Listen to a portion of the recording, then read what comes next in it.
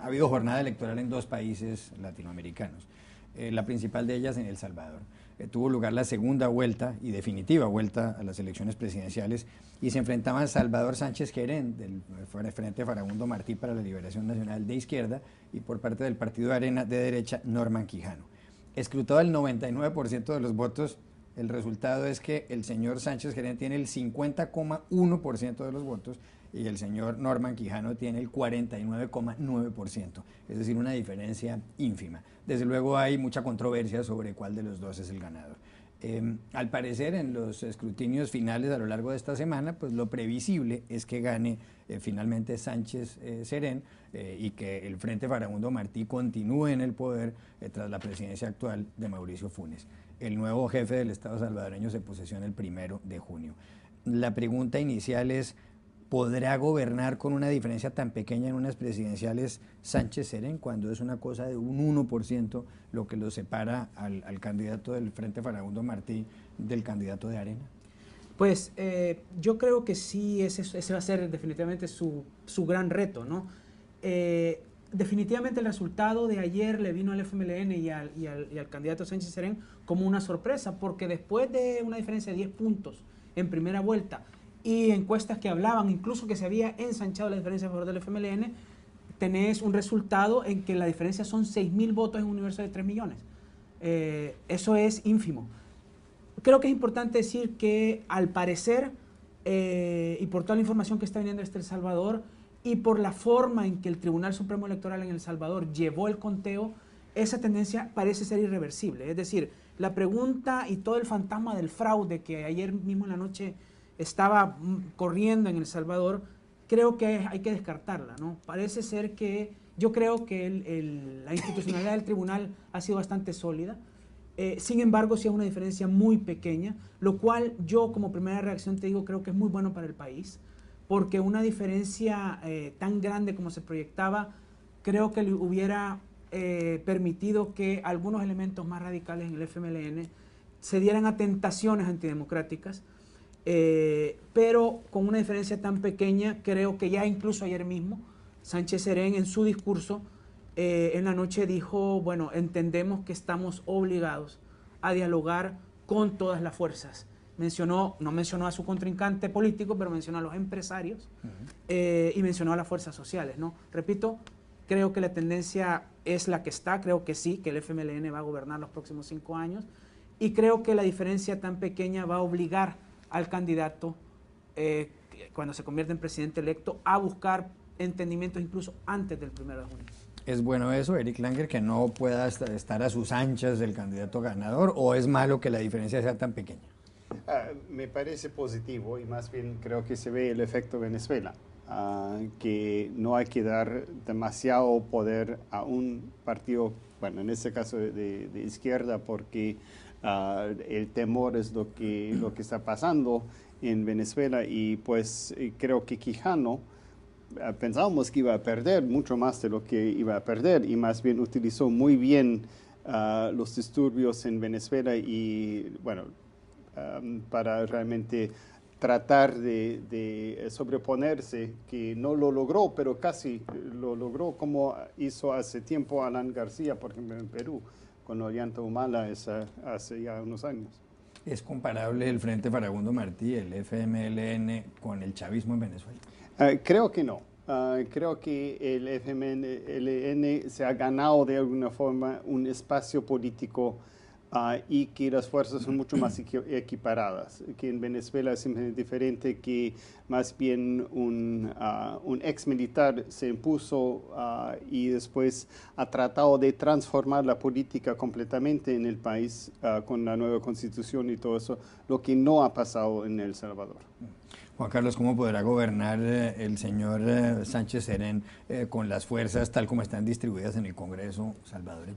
Sí, el FMLN no cuenta con una mayoría absoluta, a pesar de su alianza con el partido de Tony Saca, el representante, el expresidente que gobernó El Salvador del 2004 al 2009. No cuentan con la mayoría absoluta, por lo tanto no pueden cambiar constitución, no pueden poner los principales puestos como el fiscal general, etcétera.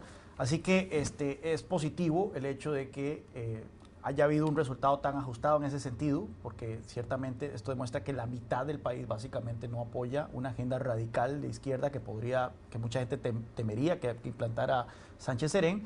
Y por otra parte, las fuerzas en el Congreso no le permiten a Sánchez Serén hacer esto. Hay elecciones legislativas el próximo año en El Salvador. Arena queda muy bien posicionado. Arena, yo creo que hay que reconocer de que hizo algo que mucha gente pensaba imposible, que perdió por 10 puntos porcentuales la primera ronda.